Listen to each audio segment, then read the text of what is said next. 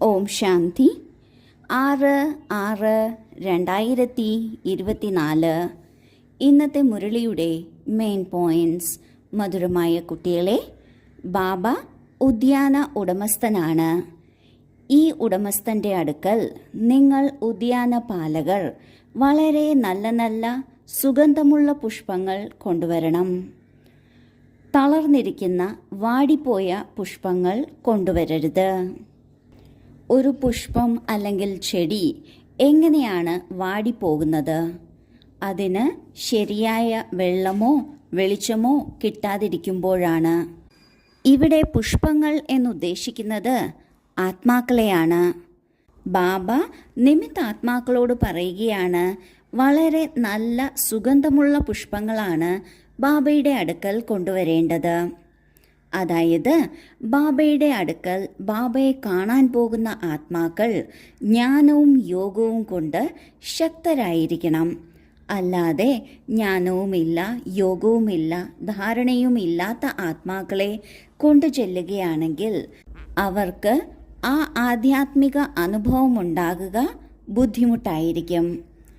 അവിടെ ബാബയുടെ അടുക്കൽ ബാബയുടെയും ആ വൈബ്രേഷൻ്റെയും ശക്തി നമ്മൾ പിടിച്ചെടുക്കണമെന്നുണ്ടെങ്കിൽ നമ്മളുടെ ഉള്ളിൽ ജ്ഞാനത്തിൻ്റെയും യോഗത്തിൻ്റെയും ഒരു ആധാരം, അടിസ്ഥാനം തീർച്ചയായും ഉണ്ടായിരിക്കണം.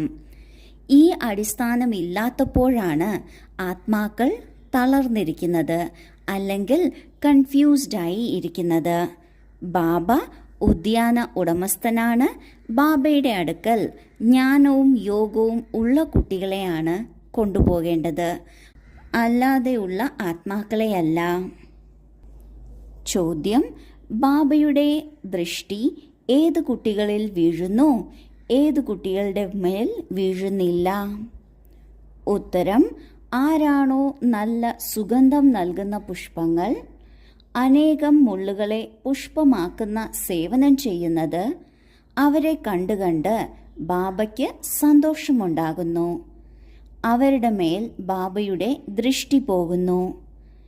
ആരുടെ വൃത്തിയാണോ, അതായത് മനോഭാവമാണോ മോശമായിട്ടുള്ളത്, കണ്ണുകൾ ചതിക്കുന്നത്, അവരുടെ മേൽ ബാബയുടെ ദൃഷ്ടി വീഴുന്നില്ല. ബാബ പറയുന്നു, കുട്ടികളെ പുഷ്പമായി അനേകരെ പുഷ്പമാക്കൂ, അപ്പോൾ മികച്ച ഉദ്യാന പാലകർ എന്ന് പറയപ്പെടും. ഏറ്റവും പരമ പവിത്രമാണ് ബാബ. അങ്ങനെയുള്ള ബാബയുടെ ദൃഷ്ടി ഏത് കുട്ടികളിൽ വീഴുന്നു, ഏത് കുട്ടികളിൽ വീഴുന്നില്ല? ബാബ പറയുന്നു, ഏത് കുട്ടികളിലാണോ സുഗന്ധമുള്ളത്, മുള്ളുകളെ പുഷ്പമാക്കുന്ന സേവനം ചെയ്യുന്നത്, അവരെ കണ്ടിട്ടാണ് ബാബയ്ക്ക് സന്തോഷമുണ്ടാകുന്നത്. അവരുടെ വശത്തേക്ക് ബാബയുടെ കണ്ണ് അല്ലെങ്കിൽ ദൃഷ്ടി തനിയെ തന്നെ പോകുന്നു. സുഗന്ധമുള്ള പുഷ്പങ്ങൾ എന്നാൽ ആരാണോ ദിവ്യഗുണങ്ങൾ കൊണ്ട് നിറഞ്ഞത്, ആ ദിവ്യഗുണങ്ങൾ കൊണ്ട് നിറഞ്ഞ വ്യക്തി സേവനം നന്നായി ചെയ്യുമ്പോൾ അപ്പോഴാണ് അവരുടെ മേൽ ബാബയുടെ ദൃഷ്ടി പോകുന്നത്.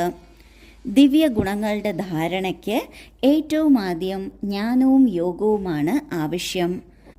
അപ്പോൾ ഇങ്ങനെയുള്ള ആത്മാക്കൾ ജ്ഞാനവും യോഗവും ധാരണയും സേവനവും ഒന്നിച്ച് ഉള്ളവരായിരിക്കും. ഇനി ഏത് ആത്മാക്കളിലാണ് ബാബയുടെ ശ്രദ്ധ പോകാത്തത്? ആരുടെ മനോഭാവമാണോ മോശമായിട്ടുള്ളത്, വികാരങ്ങൾ നിറഞ്ഞത്, ആരുടെയാണോ കണ്ണുകൾ ചതിക്കുന്നത്, അവരുടെ വശത്തേക്ക് ബാബയുടെ ശ്രദ്ധ പോകുന്നതേയില്ല.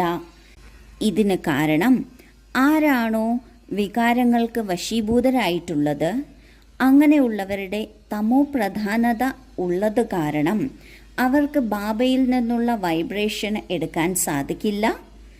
ആർക്കാണോ ബാബയുടെ ഓർമ്മ വരാത്തത്, അവരുടെ വശത്തേക്ക് ബാബയുടെ ശ്രദ്ധ പോകുകയുമില്ല. അതിനാൽ ബാബ പറയുന്നു, സ്വയം നാം നമ്മെ തന്നെ ശുദ്ധമാക്കിയെടുക്കണം, നമ്മുടെ കണ്ണിനെ ശുദ്ധമാക്കി എടുക്കണം. അതിനോടൊപ്പം ബാബ പറയുന്നു, ആരാണോ സ്വയം ഒരു പുഷ്പമായി മറ്റുള്ളവരെയും പുഷ്പമാക്കുന്ന സേവനം ചെയ്യുന്നത്, അവരെ തന്നെയാണ് മികച്ച ഉദ്യാനപാലകർ എന്ന് പറയുന്നത്. നാം ഓരോരുത്തരും സ്വയം നമ്മുടെ പുരുഷാർത്ഥം നോക്കുകയാണ്. അതിനോടൊപ്പം മറ്റുള്ളവരെയും മുന്നേറുന്നതിന് ആര് സഹായിക്കുന്നുവോ, സേവനം ചെയ്യുന്നുവോ അവരെ മികച്ച ഉദ്യാനപാലകർ എന്ന് പറയുന്നു. ധാരണയ്ക്കുള്ള മുഖ്യസാരം: 1. തൻ്റെ ചിറക് സ്വതന്ത്രമാക്കുന്നതിന് പരിശ്രമിക്കണം. ബന്ധനങ്ങളിൽ നിന്ന് മുക്തരായി മികച്ച ഉദ്യാനപാലകരാകണം. മുള്ളുകളെ പുഷ്പമാക്കുന്ന സേവനം ചെയ്യണം. 2. സ്വയം നോക്കണം, ഞാൻ എത്ര സുഗന്ധമുള്ള പുഷ്പം ആയിരിക്കുന്നു. എൻ്റെ മനോഭാവം ശുദ്ധമാണോ? കണ്ണുകൾ ചതിക്കുന്നില്ലല്ലോ. തൻ്റെ ചലനത്തിൻ്റെയും രീതികളുടെയും ചാർട്ട് വെച്ച് കുറവുകളെ മാറ്റിയെടുക്കണം. ആദ്യത്തെ പോയിന്റിൽ ബാബ പറയുന്നു, തൻ്റെ ചിറക് സ്വതന്ത്രമാക്കുന്നതിന് പരിശ്രമിക്കണം. നമ്മളുടെ ചിറക് എന്നത് ജ്ഞാനവും യോഗവുമാണ്. ഇവ രണ്ടും സ്വതന്ത്രമാകുക അർത്ഥം നമ്മൾ ഉയരങ്ങളിലേക്ക് പോകുക എന്നാണ്. ഇങ്ങനെ സ്വതന്ത്രമാക്കുന്നതിന് തീർച്ചയായും പഠിക്കുന്നതിൻ്റെയും യോഗം ചെയ്യുന്നതിൻ്റെയും പരിശ്രമം നാം ചെയ്യണം. ജ്ഞാനയോഗത്തിൻ്റെ ആധാരത്തിൽ നമുക്ക് നമ്മുടെ ബന്ധനങ്ങളിൽ നിന്നും സ്വതന്ത്രമായി പോകാൻ സാധിക്കും. ഇതിനർത്ഥം വീടും കുടുംബവും വിട്ടു പോകുക എന്നല്ല. ബന്ധനം എപ്പോഴും നമ്മുടെ മനസ്സിലാണ് ഉള്ളത്. ആ മനസ്സിലുള്ള ബന്ധനത്തെ മാറ്റിയെടുക്കാൻ സാധിക്കും. ഇങ്ങനെ മാറ്റിയെടുത്ത് മികച്ച ഉദ്യാനപാലകർ ആകണം. അതായത് സ്വയവും മുന്നേറണം, മറ്റുള്ളവരെയും മുന്നോട്ട് നയിക്കണം.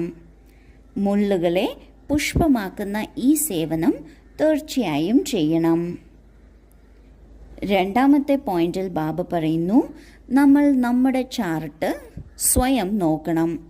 മറ്റുള്ളവരിൽ നിന്നും എന്തെങ്കിലും ഒരു ചൂണ്ടിക്കാട്ടൽ വരുമ്പോൾ മാത്രം സ്വയം നമ്മെ തിരുത്തുന്നത് അങ്ങനെയല്ല. അതിനു പകരം എന്നും നോക്കണം, നാം സുഗന്ധമുള്ള പുഷ്പം ആയിരുന്നോ, ആയിട്ടുണ്ടോ? എൻ്റെ മനോഭാവം എങ്ങനെയാണ്? ശുദ്ധമായിട്ടുള്ളതാണോ? ശരീരത്തിന് അടിസ്ഥാനപ്പെടുത്തി ചിന്തിക്കുന്നതാണോ? കണ്ണുകളൊന്നും ചതിക്കുന്നില്ലല്ലോ. ചതിക്കുകയാണെങ്കിൽ അത് ആത്മാഭിമാനി സ്ഥിതിയുടെ കുറവുകൊണ്ടാണ്. അതിനെ നികത്തുന്നതിനായി ഞാൻ എന്തെല്ലാമാണ് ചെയ്യേണ്ടത്? ഇങ്ങനെ സ്വയം അവനവൻ്റെ ചാർട്ട് നോക്കണം. എന്നാൽ മാത്രമേ കുറവുകളെ നികത്താൻ സാധിക്കൂ. വരദാനം: സ്വരാജ്യ അധികാരത്തിൻ്റെ ലഹരിയിലും നിശ്ചയത്തിലൂടെയും സദാ ശക്തിശാലിയാകുന്ന സഹജയോഗിയും നിരന്തര യോഗിയുമായി ഭവിക്കട്ടെ. സ്വരാജ്യ അധികാരി അർത്ഥം ഓരോ കർമ്മേന്ദ്രിയത്തിലും തൻ്റെ രാജ്യം. ഒരു സങ്കല്പത്തിൽ പോലും കർമ്മേന്ദ്രിയങ്ങൾ ചതിക്കരുത്. ഇടയ്ക്ക് എപ്പോഴെങ്കിലും അല്പമെങ്കിലും ദേഹാഭിമാനം വന്നുവെങ്കിൽ ആവേശമോ ക്രോധമോ എളുപ്പത്തിൽ വരുന്നു. എന്നാൽ ആര് സ്വരാജ്യ അധികാരിയാണോ അവർ സദാ നിരഹങ്കാരിയും സദാ നിർമ്മാണരുമായി സേവനം ചെയ്യുന്നു. ഇതിനാൽ ഞാൻ സ്വരാജ്യ അധികാരി ആത്മാവാണ്. ഈ ലഹരിയിലും നിശ്ചയത്തിലൂടെയും ശക്തിശാലിയായി മായാജീത്തിൽ നിന്നും ജഗത് ജീത്ത് ആകൂ. എങ്കിൽ സഹജയോഗിയും നിരന്തര യോഗിയും ആയിത്തീരും. ദേഹാഭിമാനം ഒരല്പമെങ്കിലും ഉണ്ട് എങ്കിൽ അത് ഏതെങ്കിലും വികാരത്തിൻ്റെ രൂപത്തിൽ പുറത്തു വരുന്നു. അത് ദേഷ്യത്തിൻ്റെയോ ആവേശത്തിൻ്റെയോ രൂപത്തിലുമാകാം, മറ്റ് ഏത് രൂപത്തിലുമാകാം. ഒരു സ്വരാജ്യ അധികാരി എന്നാൽ അവരുടെ സങ്കല്പത്തിൽ പോലും ഒരു കർമ്മേന്ദ്രിയവും ചതിക്കരുത്. അവർ സദാ നിരഹങ്കാരിയായിരിക്കും, വിനയമുള്ളവരായി സേവനം ചെയ്യും. അതിനാൽ ഞാൻ സ്വരാജ്യ അധികാരി ആത്മാവാണ്. ഈ ലഹരിയിലും നിശ്ചയത്തിലും ഇരിക്കുന്നതിലൂടെ മായയെ ജയിക്കാനും അതിലൂടെ വിശ്വത്തെ ജയിക്കാനും സാധിക്കും. അങ്ങനെ സഹജയോഗിയും നിരന്തര യോഗിയും ആയിത്തീരും. സ്ലോഗൻ: ലൈറ്റ് ഹൗസായി മനസ്സിലൂടെയും ബുദ്ധിയിലൂടെയും ലൈറ്റ് പരത്തുന്നതിൽ ബിസിയായിരിക്കൂ. എങ്കിൽ ഒരു കാര്യത്തിലും ഭയം അനുഭവപ്പെടില്ല. നാം ലൈറ്റ് ഹൗസായി മനസ്സിലൂടെയും ബുദ്ധിയിലൂടെയും മറ്റുള്ളവർക്കും ലൈറ്റ് നൽകുന്നതിൽ ബിസിയായിരിക്കുകയാണെങ്കിൽ പേടി തോന്നില്ല. എന്നാൽ ഡബിൾ ലൈറ്റ് ആകുന്നതിന് നാം നിശ്ചിന്തമായിരിക്കണം. നിശ്ചിന്തരാകുന്നതിന് നമ്മൾക്ക് 4 കാര്യങ്ങളിലും പൂർണ്ണ വിശ്വാസം വേണം. സ്വയം നമ്മളിൽ, ബാബയിൽ, ഡ്രാമയിൽ, അതുപോലെ നമ്മുടെ പരിവാരത്തിൽ. എപ്പോഴാണോ ഇത്തരത്തിൽ നാം പൂർണ്ണമായും നിശ്ചിന്തമായിരിക്കുന്നത്, അപ്പോൾ നാം ഡബിൾ ലൈറ്റ് ആയിരിക്കും. പിന്നെ ഭയത്തിൻ്റെ പേരോ അടയാളമോ പോലും ഉണ്ടാകില്ല. ഓം ശാന്തി.